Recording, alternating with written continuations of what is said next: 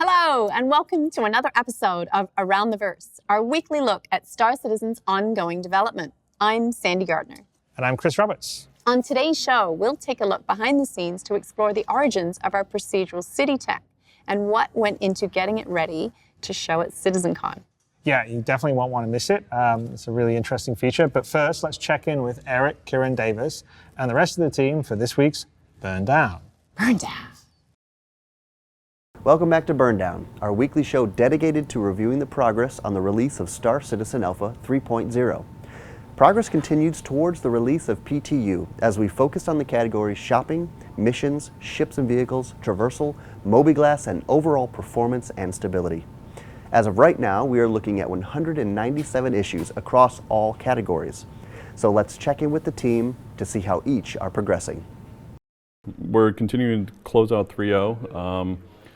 Basically, I think that we've killed all of the shopping bugs and tasks. We go to review today or tomorrow, so at least by the end of this week.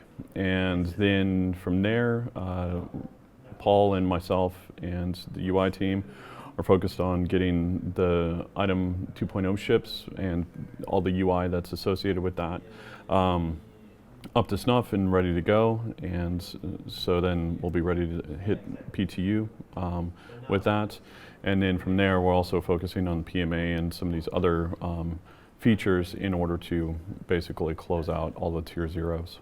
In the next week or two, I will be triaging all of the basically 3.0 bugs that we're currently focused on, and making sure that we can refine that to as small of a list and as concise of a list of what we would consider a minimal viable product to put that out to PTU and to live.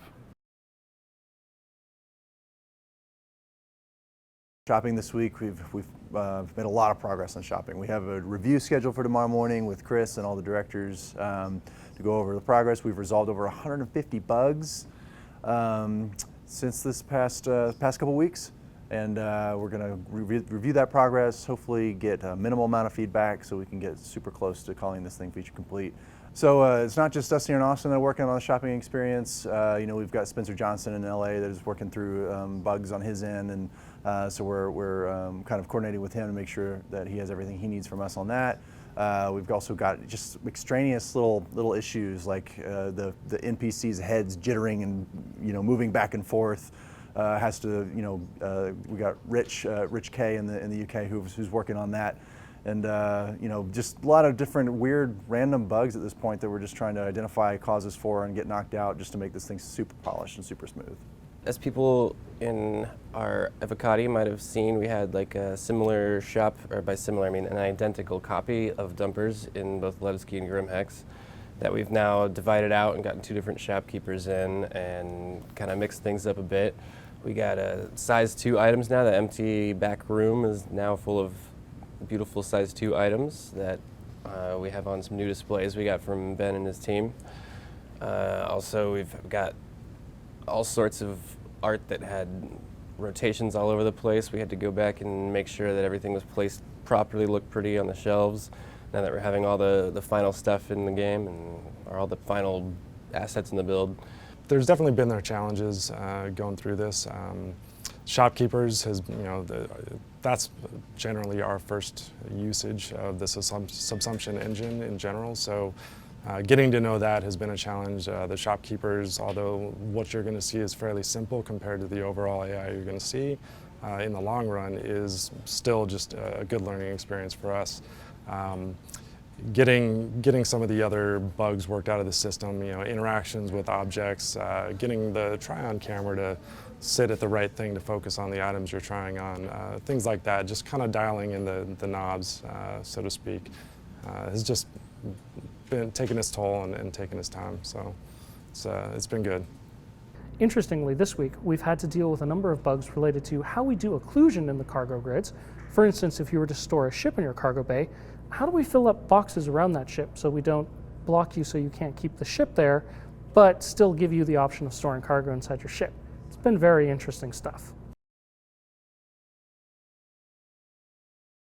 So what has happened recently is that we transitioned from doing sprints to weekly reviews to close out the work for missions for 3.0. We already have a lot of missions available in Evocati, but there are a few still missing, so what we are doing is wrapping up the outstanding missions and tasks, which we track through Jira. So the team is working through the outstanding Jira lists, and to keep it organized, we define the focus at the beginning of each week, as well as which missions we want to review, and we are doing the review at the end of each week. Additionally to that, we are also doing daily things to ensure we stay on top of blockers, so any issues that could arise, and of course also to track progress. Additionally to the reviews, we are also doing playthroughs where directors or leads, for example, can experience the missions themselves, they can play through them themselves and provide additional feedback to the team as well on top of the reviews we have. So this feedback, we get all the feedback, and it really helps the team to improve and balance the missions further. So this is where we are. We have made lots of progress doing all these reviews and playthroughs, and now we're just closing out the last bits, so we anticipate to be feature complete in the very near future.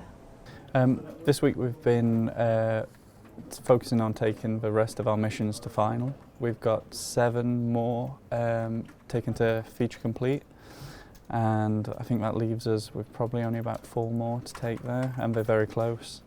So this leaves us able to focus on bugs and the smaller features that we've been leaving till last.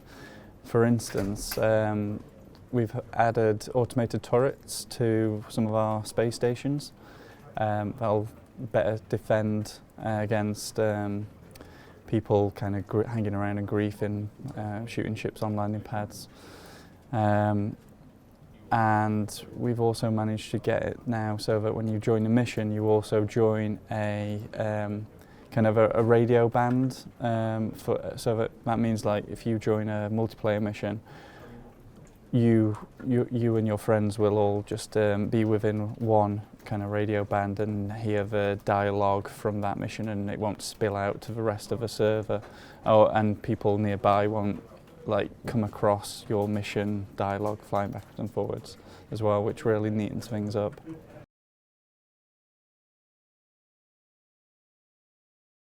So another feature I'm tracking is item 2.0, UI integration and ship setup. So that's getting all the ships set up and working, utilizing all the new features and item 2.0 support that the engineering team has implemented. We've got LA Tech Design and UK Tech Design all working hard to set up the ships, getting the beds set up to be so that you can get into the beds and log out, and it saves where you're at and you can log back in your ship.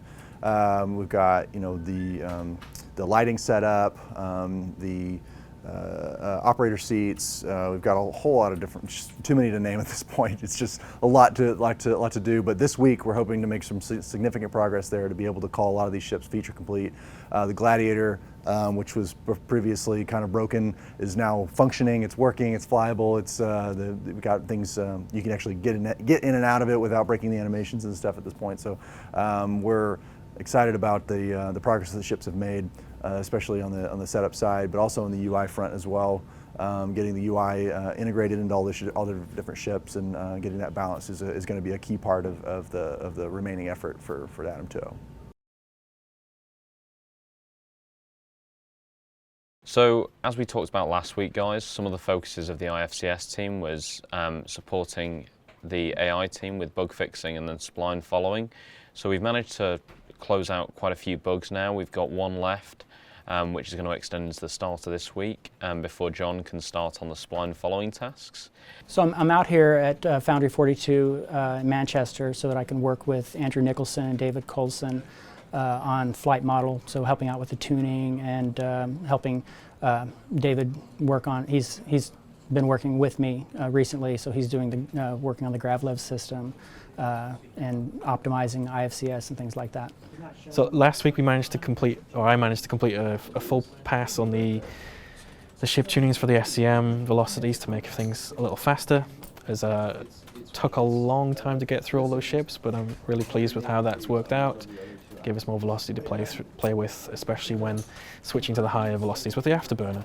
This week the main focus is the GravLev simulation for the hover bikes, and atmospheric tunings and the drag simulation in atmospheric flight. It was discovered a little bit before we went to Evocati last week, and we found that every so often ships would just lose control. You would roll and yaw to one side and the plane would just start spinning uncontrollably, and you weren't able to recover very easily. And we quickly discovered that some performance improvements that were added a few days earlier caused this issue. We weren't exactly sure why, but we needed to release to Evocati, so we removed the performance improvements, which fixed the ships losing control, but we still wanted these performance improvements. So I went back a couple of days later, took a deeper look at these performance improvements, and we discovered that I'd made a mistake, and there was some force couples in the way the ship rotates that weren't balanced very well as a result of the performance improvements, and it meant that when the ship tried to make certain maneuvers, it wasn't balanced and it would just uncontrollably spin and not be able to get out. So that's been fixed, and the performance improvements have gone back in, so we get a little bit more performance on ships, and they don't lose control anymore, which is nice. So we ended up getting the best of both worlds with this bug.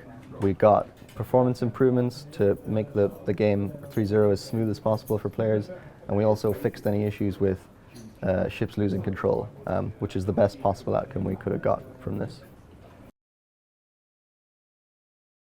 All right, so last week on the star map, it was quite all right. There were still a few issues. We had some cases where we lost the input. We had a few crashes. Those have been fixed. The crashes were kind of hard to fix because they're kind of random. They're not 100% reproducible, so we really have to find in the code where things can go wrong, and then try to fix them, send them to QA, and see if they have been fixed, and so far so good. We also had Todd has been reviewing the Mobiglass star map, checking for the last few details, and he has a small list sent back with things we still need to fix. It's really small polished tasks.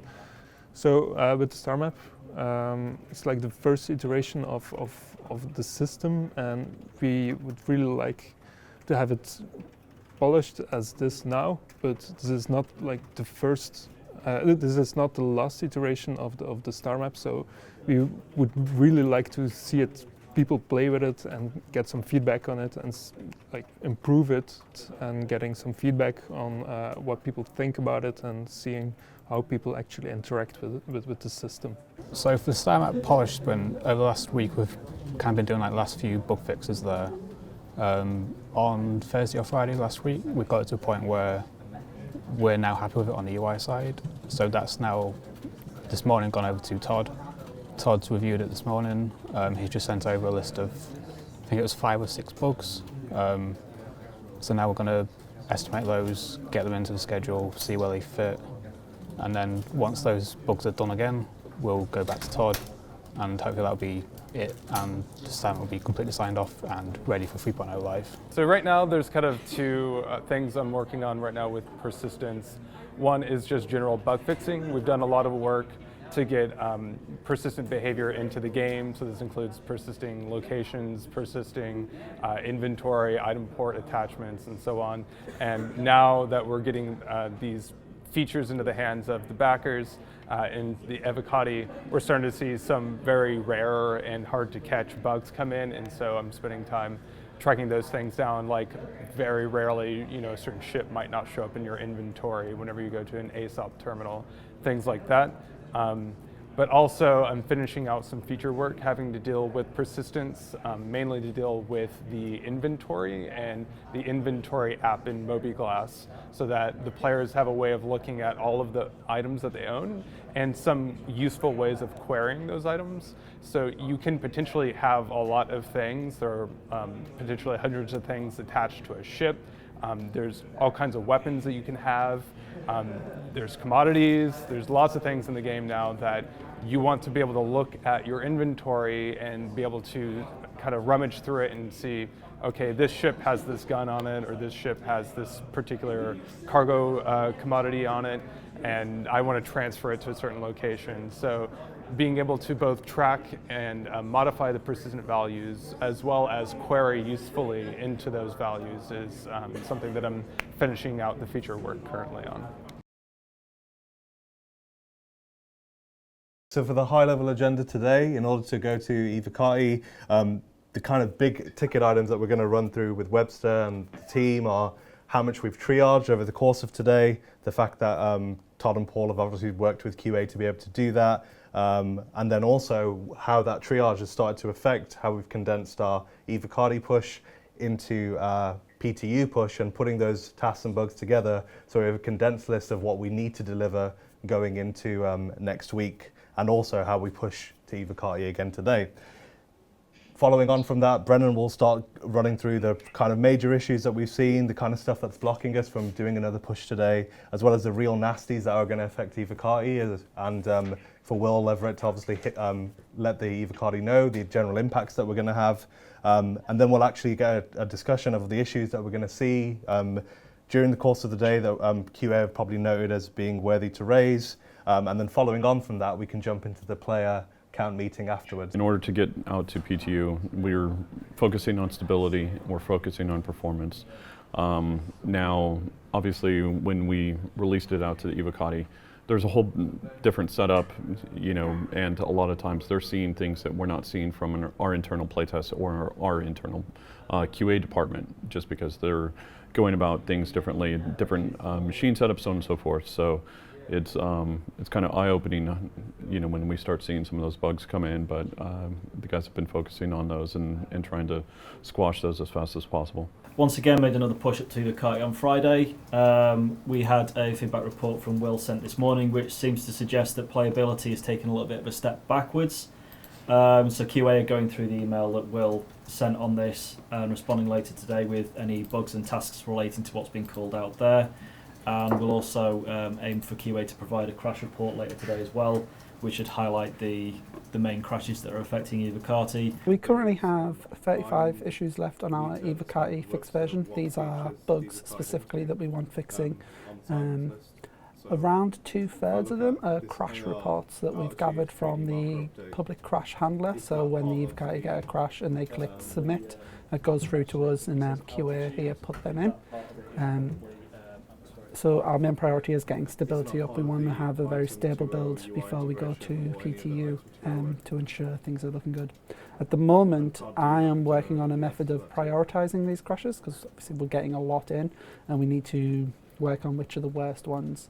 So I'm working on a method of looking at the percentage of these crashes I have based on the total concurrency on the Evocati servers. And once we've got that in place, we'll be able to get the worst of the worst fixed and then start working backwards from there. In summary then, we have one issue that we would very much like fixed. That is the crash on Max. If it's looking like we can get a fix in for that, we should kick off a build with that in and have that as our release candidate. If not, we should kick a build immediately, which will have Muhammad's extra debugging information, and that will be our release candidate instead. But that will be for Ash to find out from Max. He has to find out where that's up to. And yeah, that's the plan for tonight. So fingers crossed, guys. The last week or so, we've not had that many bugs back. So the network team's mainly been focusing on optimization. We've kind of been tackling a couple of areas. We've been looking at what in the game code marks our serialized variables dirty a lot, is generating and therefore generating a lot of traffic. Trying to find ways to cut down the need for them to generate that traffic in the first place. We've been looking at ways of analysing the traffic that's coming in, seeing if we can cull any of the traffic, reduce any of it, so that we don't need to send it. And we've been looking at the network code itself, seeing if we can make it work a bit faster. And that's pretty much it, really. For us on the network team, it's the culmination of months of work. You know, we've refactored a lot of stuff. We've spent a lot of time optimizing the code, trying to make it go as fast as we can. Looked at increasing player counts. It's, you know, 3.0 means all of that coming together. For the first time in a kind of finished, polished product, and I'm looking forward to seeing how that actually works in live. As you may know, like a couple of months ago, we introduced this new technology, which is called like WAF data, which allowed us to reduce like data compilation times quite a bit, down to 10 minutes. Everybody's happy about it, but of course, like during the process, like we came across like a bunch of bugs, which was kind of expected, of course. And basically, I'm gonna talk you through like one of the problems we had. So this file, dba.json dictates kind of like, you know, how our animations are gonna make it into the build. And in this specific case, for example, this means that these 4 animations here are gonna show up in the build in this file, airlock.dba. Now, the first build was fine, then we realized that when people like were touching these 4 animations, either like by adding a new one, removing a new one, or even like just touching a new one of the existing ones, the build was not really working. And then basically we realized that the new DBA was being compiled fine because like the content was changing. The DBA was to be compiled again, but like was not being uploaded to the object. It was not being patched and it was not being uploaded to the object store. So like as soon as we realized this, we fixed it and everything went much smoother. Like we were able to close down like a bunch of JIRAs, like 5-6 JIRAs, like for PTU right away. Producers were super happy about it, and we are confident that this is like a good like platform for everybody to work on, be it like from a technical point of view, from a designer point of view. We are super happy about it. WAF is being used for a couple of months now. Every branch is using it, super happy about it, and yeah, it's gonna be a big help for PTU. Good optimization for the characters on the server, like not updating NPC animations, which is unnecessary. Animations also is part of the ships. The player count is working mostly nicely with the network thread parallelization. And so, yeah, basically we have all the things which scale differently with the number of players and what the players do. So we can just increase the player, measure where it's slow, improve where it's slow, and repeat and repeat. On the other side, we looked into increasing our CPU count, which is supported, because for Amazon we get really powerful PCs to run it with 36, and we are testing it with 72 cores. Just have to check if we actually gain enough advantage from using the CPU, something we're going to test soonish, and then we will see what in the time frame to release it soon, because we don't want to optimize for the next 2 years before we give it out. We have to find the right compromise to give it out, basically. Now that we really have our tier zeros, and it allows the different departments to really focus on basically closing this out, just because now we don't have all of the necessarily, oh, okay, I got to code this for 2 weeks and then come back, and then, or I got to design this and then come back. And now it really is just tightening the screws down and making sure that everything is polished as we possibly can make it. Since last week, the team has checked in over 736 updates to the 3.0 branch in Perforce in every one of those categories. We are making steady progress to get this into your hands as quickly as possible. See you next time here on Burndown. You can follow our development processes in more detail by checking out the production schedule report on our website. Updates are posted every Friday. Now, let's turn our attention to this week's feature. The team knew that creating ArcCorp, a planet that's almost completely covered in buildings, would be a challenge, as hand-placing the number of structures required would be an enormous task. Yeah, with ArcCorp and the other cities that we need to fill out the universe in mind, lead technical artist Alex Ramotti built a tool that used tiles to generate procedural cities. These tiles could then be tailored to contain a variety of areas, like whether the buildings were industrial or residential. You saw this tech in action at CitizenCon, but it took a lot of work to get it to that point. Let's check out what went into getting it ready for showtime with today's feature.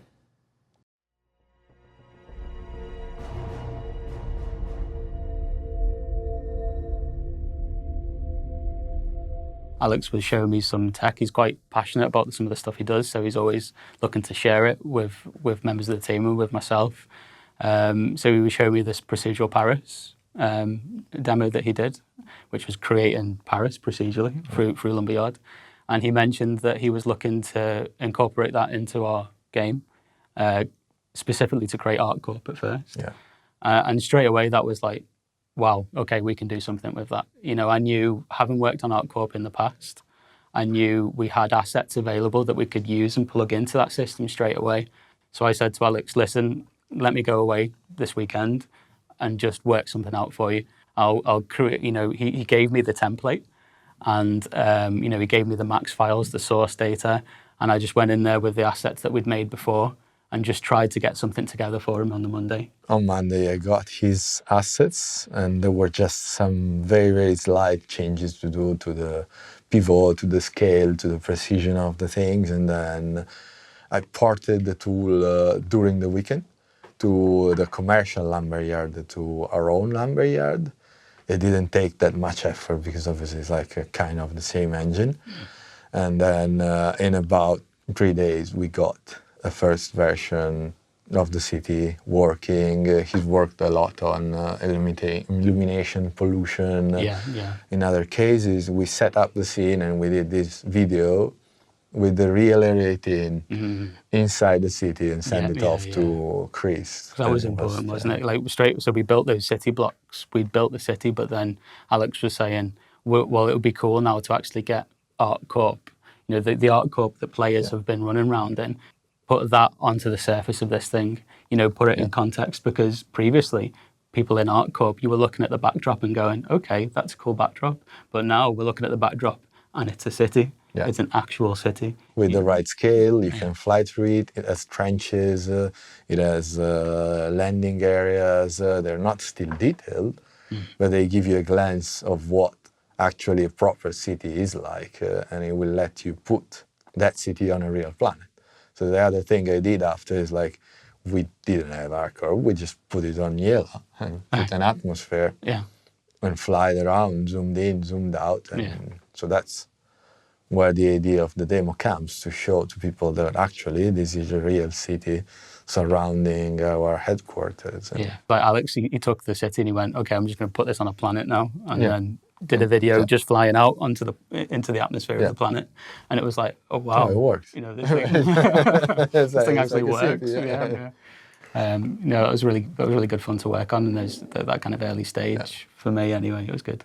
And then that first video that, so I all I did really was I just gave Alex the assets, and then you went away and put it into your procedural system.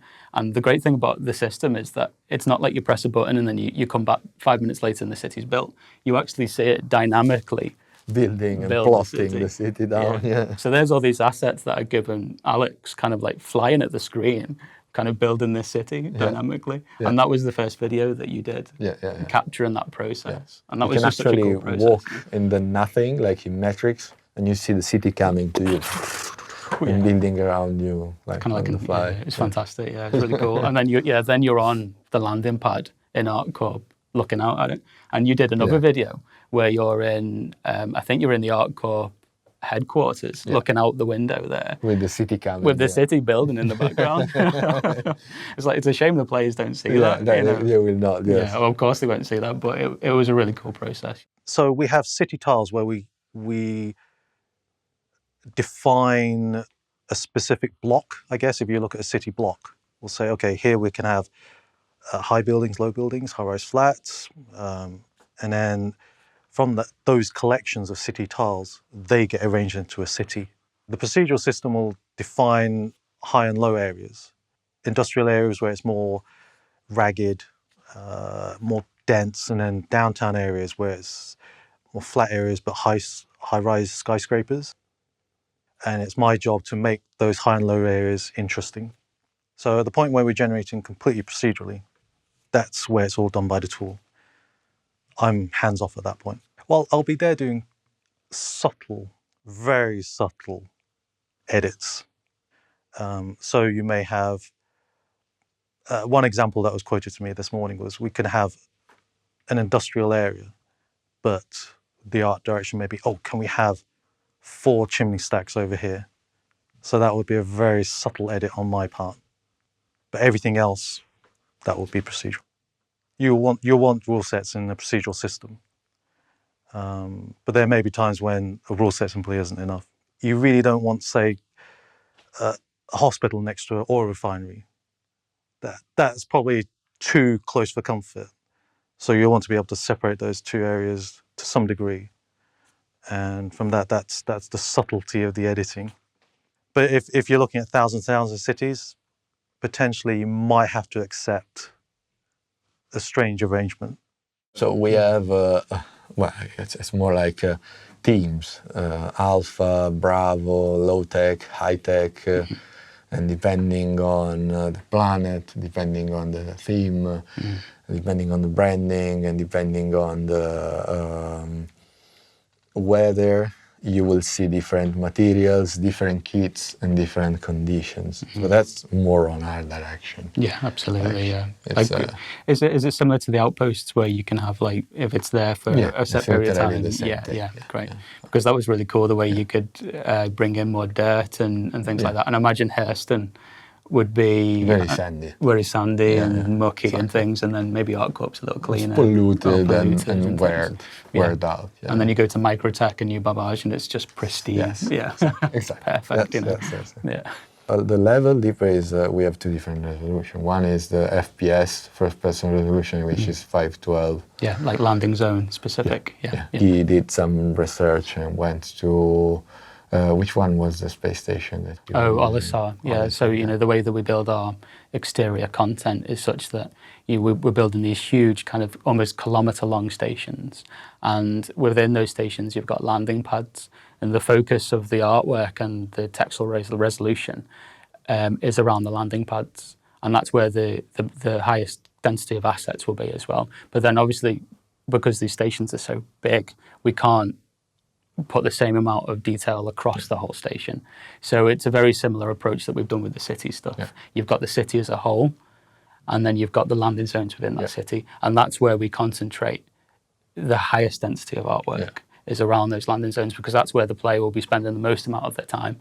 That's where they'll be landing, that's where they'll be knocking around with other players. The rest of the stuff, they'll be flying around it, they'll be moving across it in a much quicker way. So over time, we intend to add, with a certain logic, locations and kits of the cities where you can land and have NPCs, have shops, have interaction, markup points. But that obviously with the logic, like you can't literally come here and land with an helicopter everywhere. There are places where you can go, places where you cannot go. You're encapsulated to work out and go in some parts, and also drive in some specific parts, but not everywhere, because everywhere doesn't actually make sense. It would be like trying to fly a helicopter over London. Yeah, and just land. And land it anywhere, Yeah. I think the military would have something to say about that, maybe. It's a good approach to it. And then now we have some hangars, locations that we do initially for the cities in the headquarters, where we have NPCs, you have customs, and you have interactions, and then over time we will add more interaction, more crowd system, monorails, flying traffic. Stuff's so cool. Like there was some stuff I was talking to Alex about. I don't know if this will happen, but I always imagined if you were flying over ArcCorp, the procedural city, you've got the landing zone, Area 18, which everyone knows and visits and goes to quite a lot. But then every now and again, one of the top of these skyscrapers, you just see one of the landing pads open up. You see like a dude standing on there, and you can land on it and go and talk to him, and there's a mission from there, and then you can go off again. But the next time you fly across ArcCorp, it might not be there. It's opened up somewhere else. So on one side, the tool has been submitted as part of the build since a bit more than a month. It's been only used by me and Stefan in DE, working on Lorville to refine it and to define how we were dividing our assets and what we needed. So we went from using only graphic content like meshes, CGF, to using prefabs. So every kit can use lighting, VFX, sounds, splines, spawn points, ATCs, and every kind of entity that you need to have an alive, interactable entity. We are just working on human cities at the moment. I would love to see how we tackle alien cities. Is that going to be completely random? Are we going to have some or a greater degree of refinement by hand? I don't know yet. I would hope, even on an alien civilization, they have some degree of control, and they would make logical, intelligent choices about where they would place specific buildings, even recreational facilities. So each time you visit that location, it will look exactly the same as you left it. You could potentially shoot someone there, and if the undertakers haven't come along, the body may still be there. Pot marks, broken windows. No, I think the crime scene sounds interesting. I'd like to see that develop. I'd like to see the whole timeline evolve as you go away. I mean, it could be very well that you see buildings decay, paving slabs deteriorate over time, potholes in the roads. That would be something to look forward to. You really get a sense of how many tiles are needed to build out a location like ArcCorp when watching the buildings get generated in real time. Yeah, well, this tool is essential for achieving the massive scale of cities that we want in the game. As you saw, though, the team still needs to go in and handcraft some areas, and the ability to easily generate large cities and adjust them to our liking is a huge benefit going forward in building out the universe of Star Citizen. It sure is, and that's all for today's episode. Thanks to all of our subscribers for your support. One of the many shows you help produce is Happy Hour, which you can catch tomorrow at 12 p.m. PST. This week, Jared will be joined by xenolinguist Britton Watkins and Cherie Heiberg to discuss the Jan language. Yep, that should be pretty interesting. And a big thanks to all our backers for helping bring Star Citizen to life. Developments like the procedural city tech are only possible because of your support and interest in crafting a universe unlike any other. So thank you for allowing us to push the boundaries. Until next week, we will see you around the verse.